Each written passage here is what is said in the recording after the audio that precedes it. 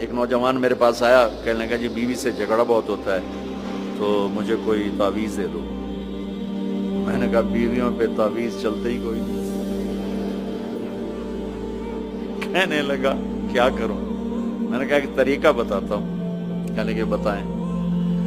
मैंने कहा हर दफा जब खाने पे बैठो 2-3 लुक़मे अपने हाथ से खिला दिया करो। कहने लगा इससे क्या होगा? मैंने कहा ये तो तुम बाद में देखोगे क्या होगा, तुम करो तो सही।